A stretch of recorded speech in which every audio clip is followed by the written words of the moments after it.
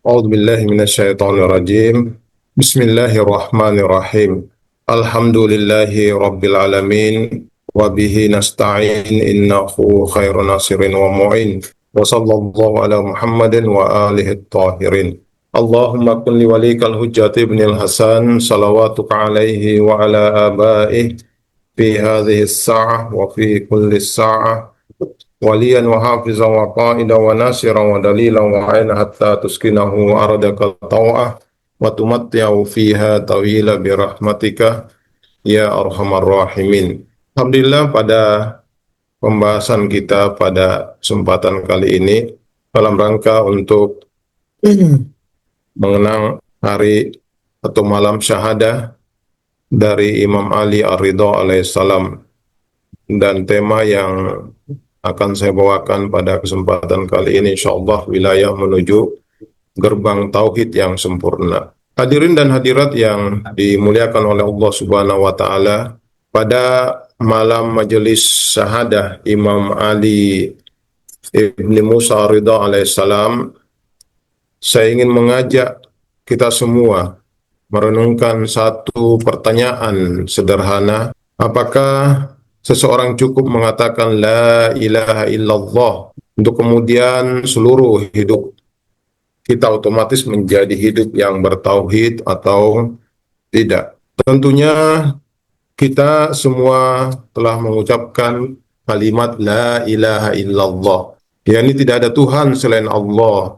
Tetapi pertanyaannya kemudian, ketika datang uang, apakah Allah masih menjadi yang paling utama bagi kita? Ketika datang jabatan, apakah Allah masih menjadi yang paling utama atau tidak? Ketika harga diri kita tersinggung, apakah Allah masih yang utama bagi kita? Ketika kepentingan keluarga bertabrakan dengan kebenaran, apakah Allah masih menjadi yang paling utama atau tidak? Dan ketika kita harus memilih antara kejujuran dan keuntungan, apakah Allah masih menjadi yang paling utama atau tidak? Disinilah kita mulai memahami bahwa tauhid bukan hanya kalimat yang cukup diucapkan melalui lidah. Tauhid adalah keadaan ketika seluruh hidup benar-benar tunduk kepada Allah Subhanahu wa taala. Imam Ali Ar-Ridha alaihissalam melalui hadis yang sangat terkenal, yaitu hadis Silsilatul Dhahab, menunjukkan kepada kita jalan menuju tauhid.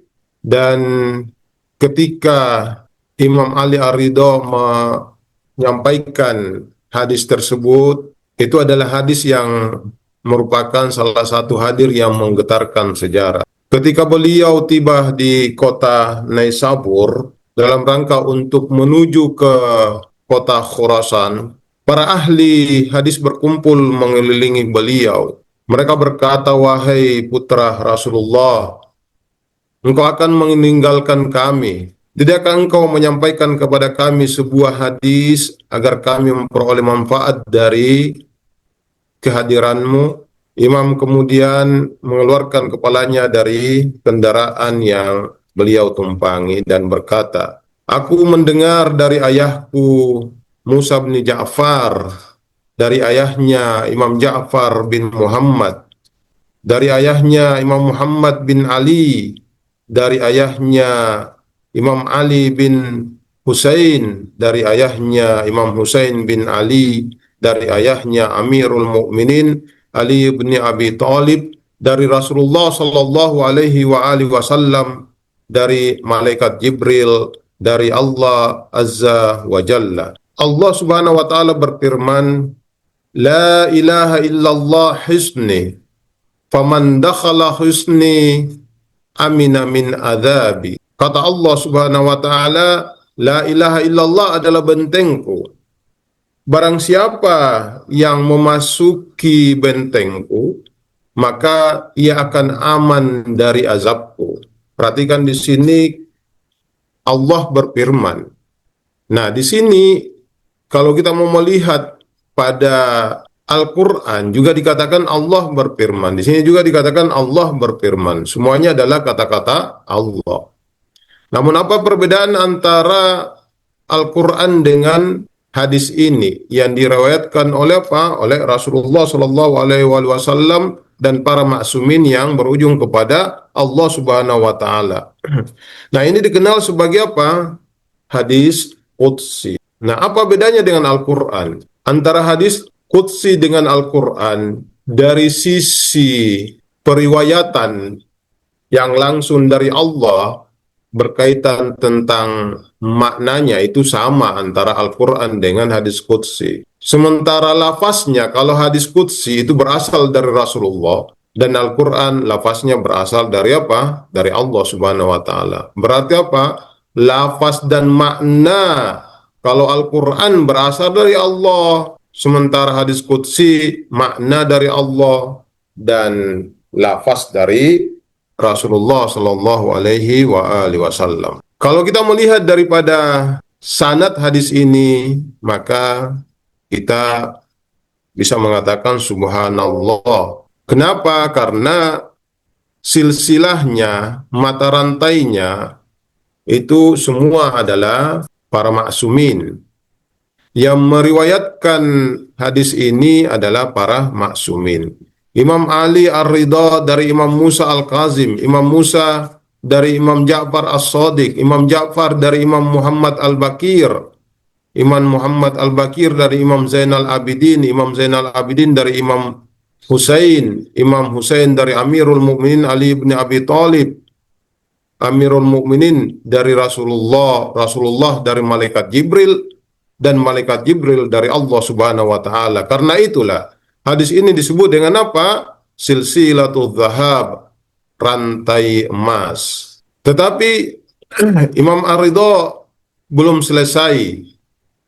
Ketika kendaraan mulai bergerak, beliau menyerukan bisyurutiha wa ana min surutiha, yakni dengan syarat-syaratnya dan aku termasuk di antara syarat-syaratnya tersebut. Inilah kalimat yang malam ini harus masuk bukan hanya ke telinga kita saja, tetapi masuk ke dalam hati kita. Tahu Allah Subhanahu wa taala berfirman melalui hadis ini, la ilaha illallah husni.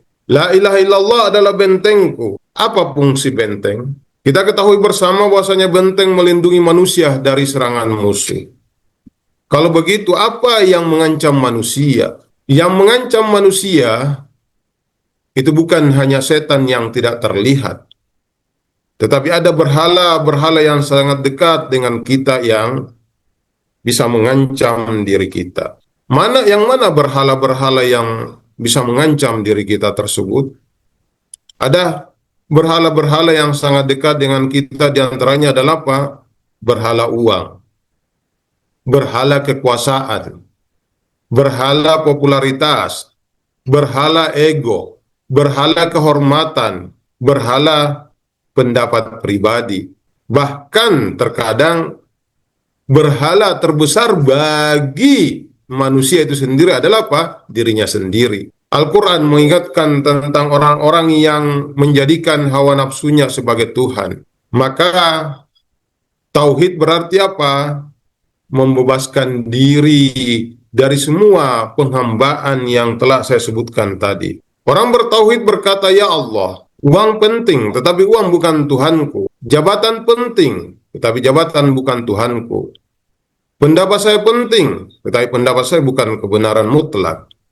Anak saya cintai, tetapi cinta kepada anak tidak boleh membuat saya melanggar perintahmu. Inilah makna praktis tauhid dalam kehidupan sehari-hari kita. Jadi bagaimana kita menarik pembahasan tema yang kita bahas pada kesempatan kali ini dalam dunia realitas saat ini.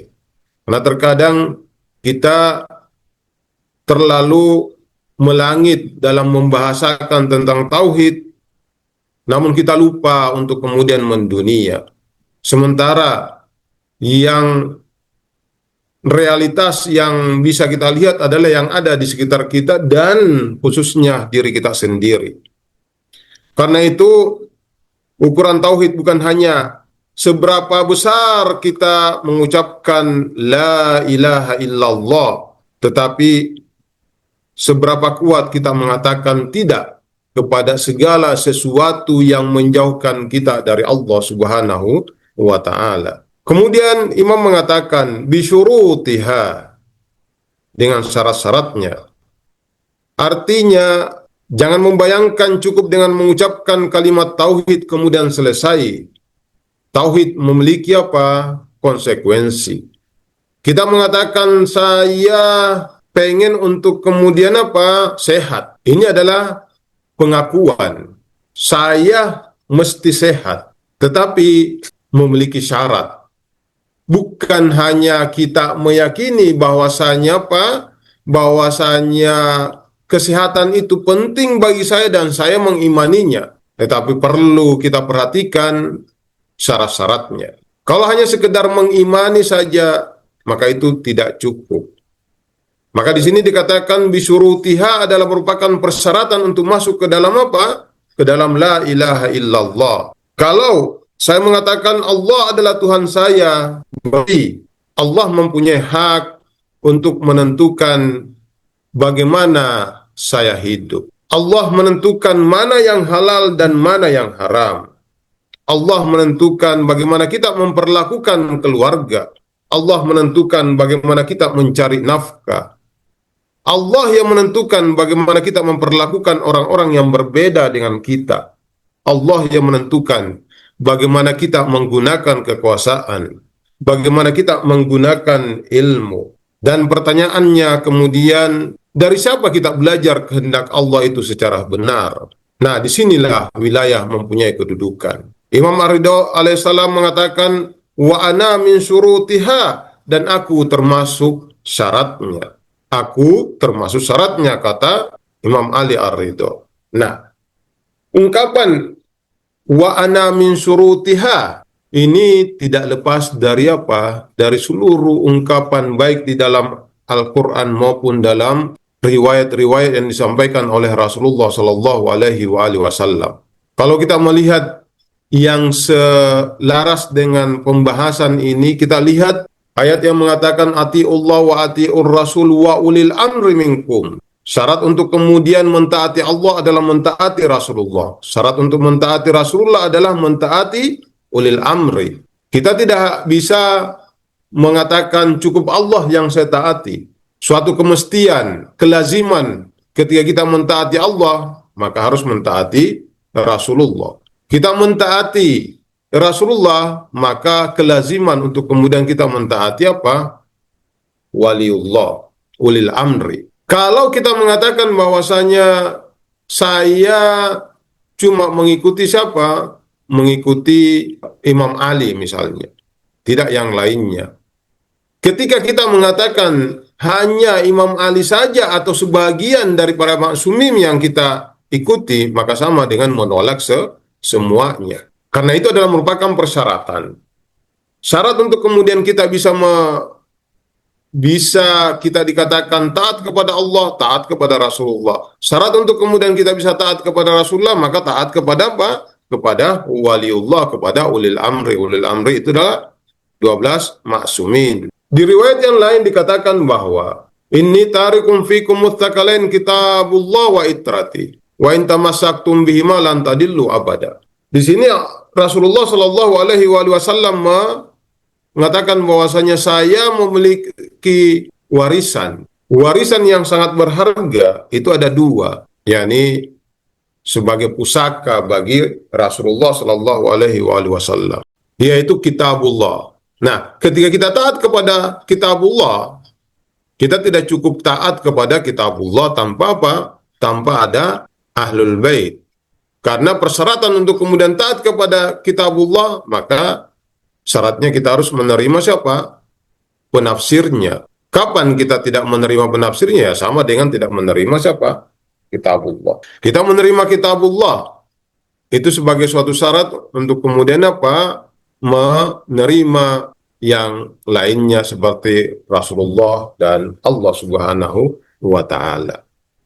Nah, jadi ungkapan dari yang disampaikan oleh Imam Ridha di sini, la ilaha illallah, kalimat tauhid ini adalah merupakan benteng Allah Subhanahu wa taala.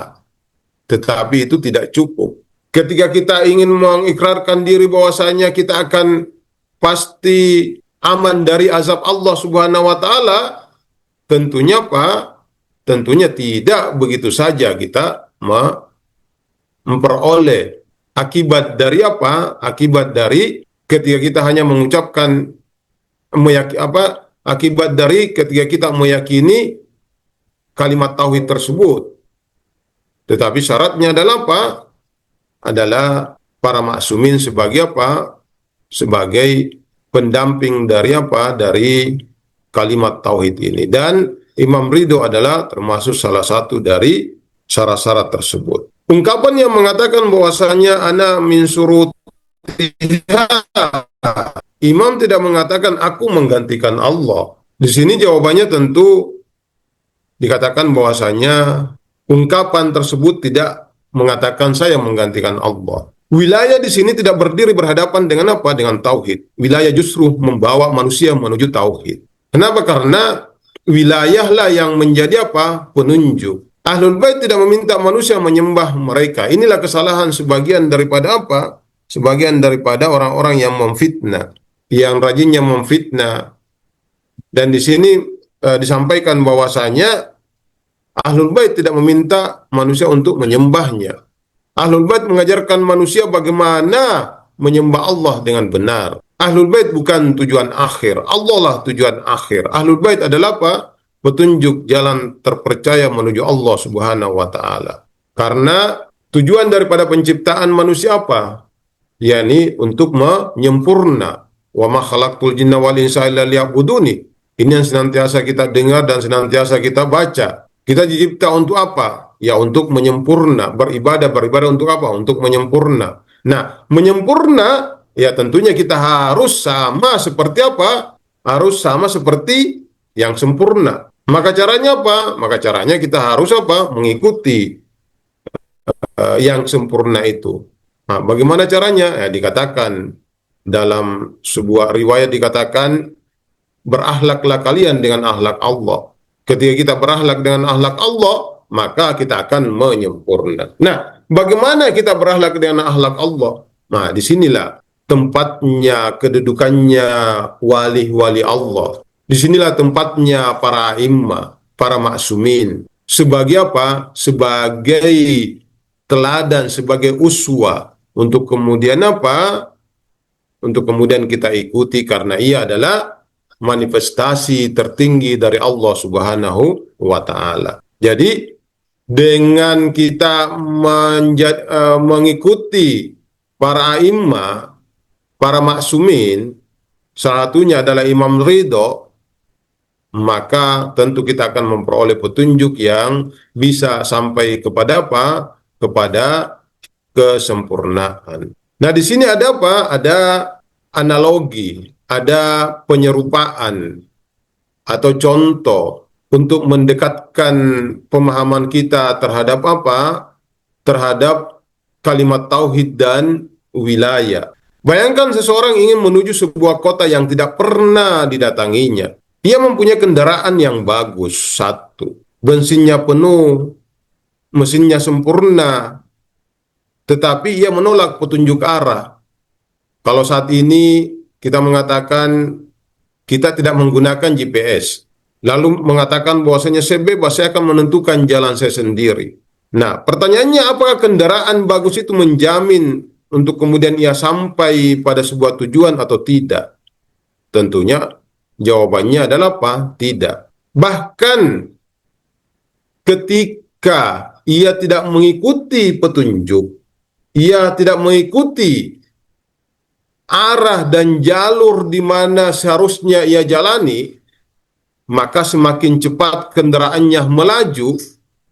Kalau arahnya salah, maka semakin cepat ia menjauh dari tujuannya. Demikian pula dengan kehidupan beragama. Semangat beragama saja belum cukup.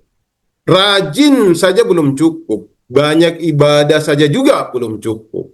Kita memerlukan arah yang benar. Dan Allah menghadirkan Rasulullah Sallallahu Alaihi Wasallam dan ahlul baitnya sebagai petunjuk arah. Disinilah ada sesuatu yang sangat penting bagi kita para pencinta Ahlul Bait, seringkali kita mengatakan saya cinta Imam Ali, saya cinta Sayyidah Fatimah Zahra, saya cinta Imam Husain alaihissalam, saya cinta Imam Ali Ar-Ridha. Alhamdulillah, cinta itu adalah merupakan nikmat yang besar. Tetapi wilayah lebih dalam daripada sekedar cinta emosional. Wilayah adalah cinta yang melahirkan ketaatan. Bukan hanya sekedar kita mengatakan cinta, setelah itu tidak ada aplikasi dalam kehidupan kita dengan apa yang dikatakan dan disampaikan dan dicontohkan oleh para maksumin.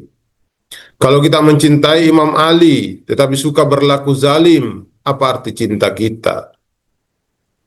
Kalau kita menangisi Imam Husain tapi masih berani mengambil hak orang lain, apa arti air mata tersebut? Kalau kita memperingati syahadah Imam Ar-Ridha, tetapi dalam keluarga kita masih mudah mencaci, merendahkan, dan menyakiti, di mana wilayah itu bekerja.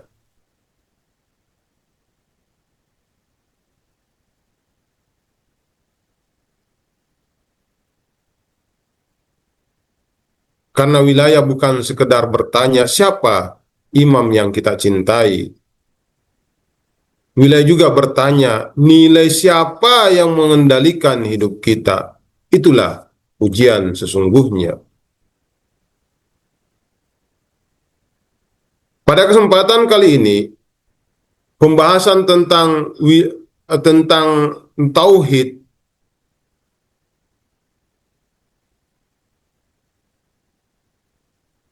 saya ingin membawa tema kita ini ke tempat yang sangat dekat dengan kita, yaitu rumah kita sendiri. Bapak-bapak, ibu-ibu yang dimuliakan oleh Allah Subhanahu wa taala, kadang-kadang kita ingin anak-anak kita mencintai Ahlul Bait. Kita pasang nama Ahlul Bait terhadap anak-anak kita. Kita bawa anak-anak kita ke majelis-majelis Ahlul Bait. Kita ceritakan peristiwa Karbala. Semua yang kita lakukan itu adalah baik. Tetapi anak-anak kita mempunyai mata. Merekalah yang mengamati kita dari dekat. Kalau kita selalu ingin mengatakan bahwasanya kita mendidik anak kita dengan lisan, itu ada efeknya. Tetapi yang lebih berefek adalah apa? Adalah sikap. Makanya anak-anak kita merekam lewat matanya apa yang kita lakukan. Kalau ayah pulang dari majelis Imam Husain, tetapi di rumah kasar terhadap istrinya, anak akan bertanya dalam diamnya, apakah inilah akhlaknya pencinta Imam Husain? Kalau ibu membaca doa tetapi setiap hari merendahkan orang lain, anak akan memperhatikan. Dan seluruh apa yang kita ucapkan, yang kita sikap kita, tindakan kita di dalam rumah itu diperhatikan oleh anak-anak kita. Anak-anak lebih banyak belajar dari apa yang mereka lihat, bukan hanya dari apa yang kita ucapkan atau apa yang kita ceramahkan untuk anak-anak kita. Sebagai suatu contoh, kalau orang tua menyuruh anak jujur, ya, tetapi ketika telepon berbunyi dan yang mencari kita itu adalah siapa? Adalah orang yang tidak kita inginkan. Kita berkata kepada anak kita, bilang, ayah tidak ada di rumah. Maka anak sedang mendapatkan pelajaran tauhid atau pelajaran kemunafikan ketika kita mengungkapkan seperti itu. Nah, di sini anak belajar secara tidak sengaja, dan itu adalah merupakan pelajaran yang apa? Yang sangat merasuk di dalam diri anak tersebut melalui apa? Melalui ucapan kita. Pembelajaran yang kita berikan kepadanya melalui apa? Melalui sikap yang kita perlihatkan tersebut. Kita ada, tetapi kita meminta kepada anak kita bahwasanya bilang saya tidak ada. Artinya apa? Kita ajarkan dia secara tidak langsung untuk kemudian berdusta, berbohong. Karena itu, wilayah harus terlihat di apa? Di dalam rumah. Bahkan sampai kita tarik yang paling dekat dengan diri kita adalah yang di meja makan. Wilayah terlihat ketika seorang suami menghormati istrinya. Wilayah terlihat ketika istri menjaga kehormatan suaminya. Wilayah akan terlihat ketika orang tua mendengarkan anak-anaknya. Wilayah akan terlihat ketika saudara mau meminta maaf kepada saudaranya. Dan wilayah akan terlihat ketika kita mampu berkata, saya salah ketika kita berbuat salah terhadap anak-anak kita. Ataupun terhadap keluarga kita. Olehnya itu, jangan mengaku mengikuti Amirul Mukminin Ali bin Abi Thalib alaihissalam atau mengaku sebagai pencinta Imam Ali Ar-Ridha alaihissalam, tetapi ego kita lebih tinggi daripada kebenaran. Sekarang kita masuk ke tempat ujian berikutnya, yaitu uang. Sangat mudah mengatakan ya Ali ketika berada di majelis-majelis maksumin. Tetapi wilayah diuji ketika ada keuntungan yang menggiurkan, ada kesempatan yang bisa kita gunakan untuk mengambil sesuatu yang bukan hak kita. Dan apatah lagi kalau tidak ada yang melihat kita. Tidak ada CCTV, tidak ada atasan, tidak ada keluarga, hanya kita dengan Allah Subhanahu wa taala. Maka pada saat itu tauhid akan berbicara, Allah melihat saya. Dan wilayah mengingatkan, beginikah pengikut Ali? Nah, ketika dua ungkapan tersebut yang merasuk dalam diri, maka kita akan meninggalkan perbuatan yang tidak diridhoi oleh Allah Subhanahu wa taala. Di sini dikatakan bahwasanya kita mungkin akan kehilangan uang, tetapi kita menyelamatkan jiwa. Ketika seperti itu, itulah kemenangan wilayah. Karena Imam Ali tidak membutuhkan suara kita. Kitalah yang membutuhkan jalan Imam Ali. Imam Hussein tidak menjadi lebih agung karena air mata yang kita teteskan. Kitalah yang menjadi mulia kalau air mata yang kita teteskan untuk Al-Husain mengubah diri kita. Jadi apa? Jadi Imam Hussein tidak akan naik makamnya hanya karena apa? Karena tangisan kita. Tetapi kita kembalikan kepada diri kita, apakah tangisan kita ini mampu untuk merubah diri kita atau tidak. Jadi cinta bukan hanya sekedar emosional. Ada satu lagi ujian wilayah yang sangat sederhana tetapi sulit, yaitu ketika kita marah. Kadang seorang bisa berpuasa, bisa membaca doa panjang, bisa mengikuti banyak majelis. Tetapi begitu harga dirinya disentil, semuanya hilang. Mulutnya mulai menyakiti. Pesan WhatsApp penuh dengan kata-kata kasar. Media sosial menjadi tempat untuk menjatuhkan orang lain. Mengapa? Karena pada saat itu yang memimpin bukan lagi Allah, bukan lagi kalimat la ilaha illallah. Yang memimpin adalah apa? Adalah ego. Nah, disinilah makna tauhid menjadi sangat praktis. Kita tarik masuk ke dalam apa? Ke dalam ruang-ruang diri kita.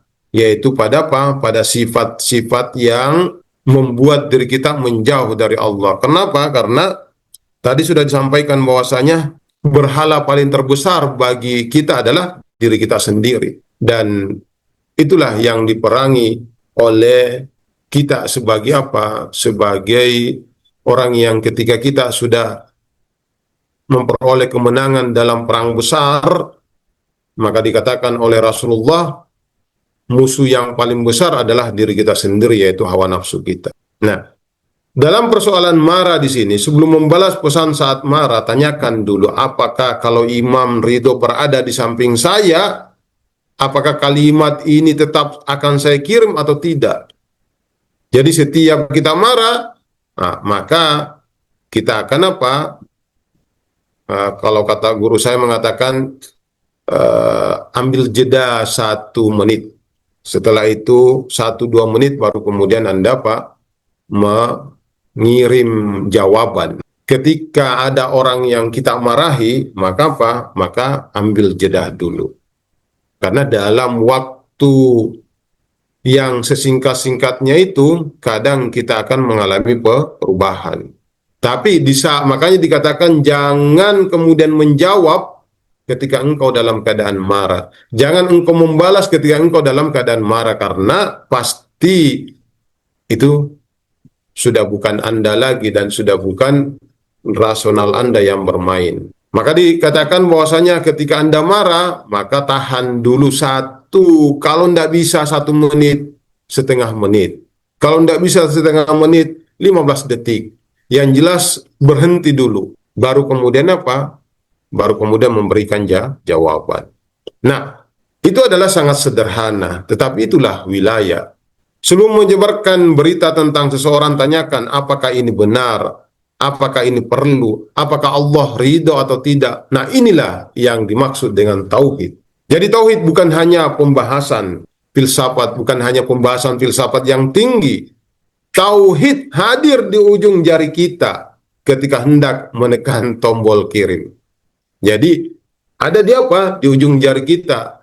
Di atas apa? Di atas layar HP. Kalimat tauhid ada di atas apa? Layar HP kita. Mengapa Imam berkata aku termasuk syaratnya? Karena tauhid harus mempunyai penjaga agar manusia tidak menciptakan Tuhan sesuai dengan seleranya sendiri.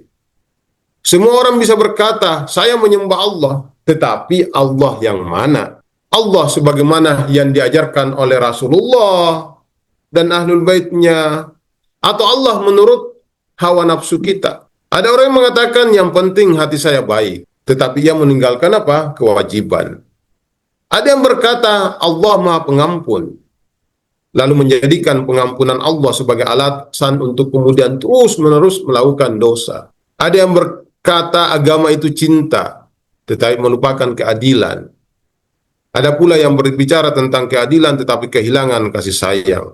Ahlul Bait menjaga keseimbangan tersebut. Dari mereka lah kita belajar bahwa tauhid harus melahirkan ibadah 1, keadilan, 2, kasih sayang, 3, keberanian, kesabaran, dan akhlak. Karena itu, wilayah bukan aksesori dalam agama. Wilayah adalah jalan pendidikan agar tauhid benar-benar menjelma menjadi manusia. Imam Ridho mengajarkan tauhid mengubah apa? Tauhid yang mengubah manusia. Inilah yang diajarkan oleh apa? Oleh Imam Ali Ar-Ridho alaihissalam. Saudara-saudaraku yang dimuliakan oleh Allah Subhanahu wa taala. Mari kita bayangkan kembali Naisabur. Ribuan orang berkumpul. Kemudian mereka berharap imam menyampaikan hadis yang panjang tersebut. Tetapi imam menyampaikan kalimat yang sangat apa? Yang sangat singkat. La ilaha illallah hisni. Jadi Allah seakan-akan ingin mengatakan, masuklah ke bentengku. Lalu imam berkata lagi, bisurutiha wa ana min surutiha. Benteng itu mempunyai syarat dan aku termasuk syaratnya. Seakan-akan imam ingin mengatakan kepada seluruh sejarah, jangan pisahkan tauhid dari wilayah, karena wilayah tidak akan mengurangi tauhid. Wilayah justru membersihkan tauhid kita dari campur tangan ego dan hawa nafsu. Semakin benar seorang mengikuti Ahlul Bait, maka seharusnya semakin sedikit egonya. Maka kalau kita mengatakan saya pencinta Ahlul Bait, maka seperti apa ego kita? Semakin lembut akhlaknya, semakin jujur lisannya, semakin bersih hartanya, dan semakin baik hubungannya dengan keluarganya, dan seterusnya, hingga pada semakin besar cintanya kepada Allah Subhanahu wa Ta'ala. Jadi apa? Jadi ketika kita mengatakan cinta kepada Ahlul Bait, cinta kepada wilayah, maka lihat dulu yang ada di sekitar kita. Kalau semakin banyak berbicara tentang wilayah, tetapi semakin kita sombong, maka ada yang perlu kita perbaiki. Makanya kita mesti berkaca selalu. Kalau semakin sering datang ke majelis tetapi semakin mudah menghina sesama, ada yang perlu kita perbaiki. Karena hasil akhir dari wilayah adalah apa? Membentuk manusia tauhid. Ada 3 pertanyaan yang perlu kita bawa pulang. Malam ini saya tidak ingin kita pulang hanya dengan membawa tambahan informasi. Mari membawa pulang 3 pertanyaan. Pertanyaan yang pertama, apa Tuhan kecil dalam hidup saya? Apakah uang? Apakah ego? Apakah popularitas? Apakah gengsi? Apakah keinginan yang selalu dianggap benar? Nah, inilah yang mesti kita kenali bersama-sama. Berhala-berhala itu kita kenali dalam diri kita. Kemudian katakan, La ilaha illallah. Tidak ada yang berhak menguasai jiwa saya selain Allah subhanahu wa ta'ala. Karena kalau yang menguasai diri kita adalah uang, ego, atau gengsi, atau popularitas, maka inilah Tuhan kita. Makanya selalu kita tepis Tuhan-Tuhan kecil, la ilaha. Penafian la di sini adalah la nafi jins. Segala jenis Tuhan kita nafikan. La ilaha, dan yang tinggal sisa siapa? Sisa Allah. Tidak ada Tuhan uang, tidak ada Tuhan ego, tidak ada Tuhan gengsi, tidak ada Tuhan popularitas, tidak ada Tuhan yang selalu kita anggap benar, kecuali Allah subhanahu wa ta'ala. Maka semua ilah-ilah itu adalah merupakan berhala-berhala yang menggerogoti diri kita. Maka itulah fungsi daripada apa? La ilaha illallah. Pertanyaan kedua, apakah wilayah sudah terlihat dalam akhlak saya? Jadi wilayah bukan hanya di cincin. Ingat, tanda-tanda orang beriman, kita katakan apa? Nah, Imam Hasan Askari mengatakan ada 5 tanda orang yang beriman. Yaitu satu, memakai cincin, salah satunya adalah memakai cincin sebelah kanan. Kenapa dikatakan sebelah kanan? Sebagai tanda orang yang beriman. Nah, orang beriman di sini, orang mukmin. Mukmin di sini dimaksud adalah apa? Pencinta Ahlul Bait. Karena apa?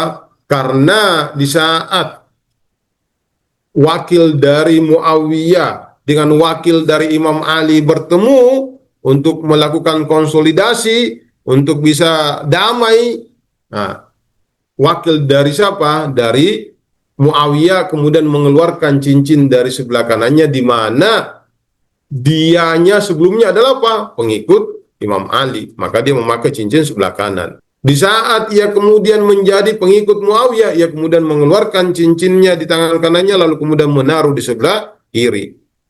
Nah, di sini dikatakan bukan hanya di cincin sebagai bukti Anda berwilayah. Bukan hanya di bendera ketika kita mengatakan saya adalah bendera apa? Bendera Ahlul Bait, bendera ABI, bendera Ijabi, bendera yayasan. Bukan hanya di status media sosial kita mengatakan saya adalah apa? Saya adalah pencinta Ahlul Bait. Tetapi wilayah itu terlihat di mana? Nah, kita tarik ke dalam, wilayah terlihat di dalam rumah. Wilayah terlihat di tempat kerja. Wilayah terlihat di pasar, di jalan raya, dalam grup WhatsApp. Dalam cara kita berbicara kepada istri, istri terhadap suami, suami terhadap istri, anak terhadap orang tua terhadap anak, kita terhadap tetangga. Itu semua adalah apa? Adalah wilayah. Jadi jangan dikira wilayah itu adalah yang melangit, tetapi ada di dalam diri kita dan di sekitar kita, khususnya di dalam rumah. Pertanyaan yang ketiga, apa satu hal yang akan saya ubah mulai malam ini? Tidak perlu 3, 4, 5, 10. Satu saja. Apa satu hal yang akan saya ubah mulai malam ini? Mungkin saya akan menjaga sholat tepat waktu. Bukan hanya tepat waktu, awal waktu. Ketika kita belum pernah atau jarang untuk kemudian di awal waktu, kalau tepat waktu, oke. Tepat waktu adalah yang tidak pernah dikodok. Itu tepat waktu. Tapi kalau di awal waktu, kalau kita sudah tepat waktu, maka kita naikkan lagi level kita. Yang namanya tanda-tanda orang mukmin. Tanda-tanda orang mukmin adalah apa? Adalah ada 5 tadi. Ada 5 yang disampaikan oleh Imam Hasan Askari. Yang pertama yang saya katakan tadi, cincin. Memakai cincin sebelah kanan. Kemudian yang kedua adalah sholat 51 rakaat. Memang sulit untuk menjadi orang mukmin. Karena syarat-syaratnya ini yang dikatakan. Karena dikatakan mukmin bukan mukmin umum loh. Tetapi dikatakan mukmin yang dimaksud di sini adalah apa? Mukmin adalah ahlul bait. Makanya ketika kita katakan oh saya adalah ahlul bait, ya tunggu dulu. Ataukah ada yang mengatakan bahwasanya oh engkau adalah Syiah, kau adalah ahlul bait. Ya tunggu dulu, saya ini mengaku sebagai ahlul bait. Kalau yang kita cintai menerima saya, ya alhamdulillah. Karena apa? Karena syarat-syaratnya belum terpenuhi bagi saya. Atau bahkan ketika ada yang mengatakan kita sesat, ya kita syukuri. Alhamdulillah. Ada yang mengatakan kita sesat. Karena apa? Karena ketika kita tidak sesat, itu akan kembali kepadanya. Nah, apalagi yang mungkin kita bisa uh, bisa ubah mulai malam ini. Mungkin saya akan mengembalikan hak orang ketika kita memiliki apa? Utang. Mungkin saya akan meminta maaf kepada seseorang ketika kita memiliki apa? Memiliki utang apa? Dosa kepada orang lain, dosa sosial. Mungkin saya akan meninggalkan satu penghasilan yang haram. Mungkin saya akan berhenti menyebarkan berita yang belum pasti. Atau mungkin saya akan lebih lembut kepada anak kalau kita selalu kasar. Atau mungkin saya akan memulai membaca Al-Quran setiap hari. Nah, ini adalah kemungkinan yang bisa kita ubah. Cukup satu saja yang kita tetapkan pada malam hari ini, dan itu yang kita lakukan, maka itulah bukti nyata kecintaan kita kepada apa? Kepada wilayah. Jadi bukan hanya tauhid di situ, kalimat la ilaha illallah, masuk kepada apa? Syaratnya adalah wilayah. Kalau majelis Imam Ridho membuat satu kebiasaan buruk kita mati, maka sahada Imam Ridho alaihissalam hidup dalam diri kita. Inilah yang kita ingin ambil. Cukup satu saja. Apa yang bisa kita ubah mulai pada malam hari ini? Nah, ketika yang satu itu bisa kita lakukan, maka berarti syahada Imam Ridho hidup dalam diri kita. Sebagai penutup pada pembahasan kita pada kesempatan kali ini, para pencinta Ahlul Bait yang saya muliakan, pada malam syahada Imam Ali Ar-Ridho alaihissalam, kita belajar bahwa perjalanan kita sebenarnya sederhana, dari wilayah menuju tauhid, dari cinta menuju ketaatan, dari majelis menuju kehidupan, dari air mata menuju perubahan, dari ya Ali di lisan menuju akhlak Ali dalam tindakan. Jangan sampai kita mengetuk pintu wilayah tetapi tidak pernah berjalan menuju Allah Subhanahu wa taala. Karena tujuan akhirnya bukan sekedar mengatakan saya pencinta Ahlul Bait.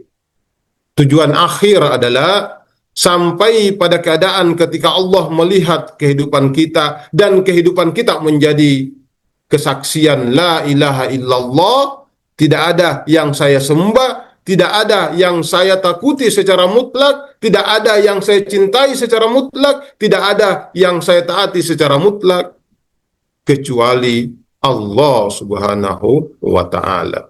Dan saya belajar dalam menuju kepada Allah Subhanahu wa Ta'ala melalui Muhammad sallallahu alaihi wasallam dan keluarga sucinya. Maka marilah malam ini kita berkata dalam hati, ya Imam Ridho, kami datang ke majelismu dengan banyak kekurangan. Ajarkan kami wilayah yang tidak berhenti pada slogan. Ajarkan kami cinta yang melahirkan ketaatan. Ya Imam Ridho, gandenglah hati kami menuju pintu tauhid. Ajarkan kami menjadi manusia yang jujur ketika tidak ada yang melihat.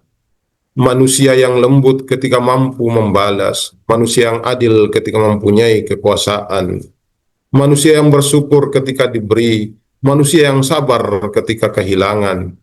Dan manusia yang di setiap keadaan hanya mencari ridha Allah Subhanahu wa Ta'ala. Ya Imam Ridho, gandenglah hati kami menuju pintu tauhid. Semoga Allah menjadikan kita termasuk orang-orang yang benar-benar masuk ke dalam bentengnya. La ilaha illallah hisni. faman dakhala hisni amina min azabi. Dan semoga kita mampu memenuhi syaratnya dengan berpegang kepada Rasulullah sallallahu alaihi wasallam dan ahlul baitnya yang suci. Semoga Allah menerima duka dan kecintaan kita kepada Imam Ali bin Musa Ar-Ridha alaihissalam. Assalamu alayka ya Ali ibn Musa Ar-Ridha. Assalamu alayka ya gharibal ghuraba. Assalamu alayka ya ma'inad du'afa. Wilayah bukan akhir perjalanan. Wilayah adalah jalan menuju tauhid yang sempurna.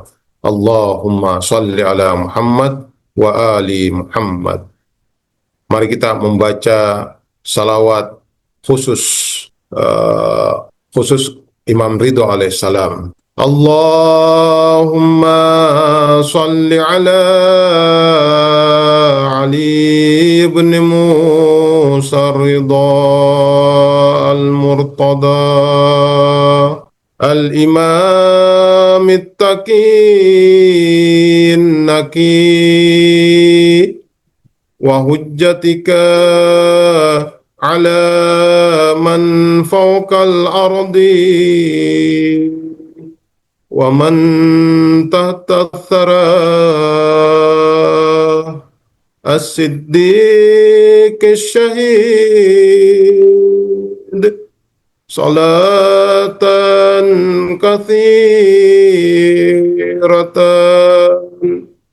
tammatan zakiyatan mutawasilatan mutawatiratan mutaradifah ka'afdali ma sallaita ala ahadin min awliyai. Alhamdulillahirabbil alamin. Wassalamualaikum warahmatullahi wabarakatuh. Waalaikumsalam warahmatullahi wabarakatuh.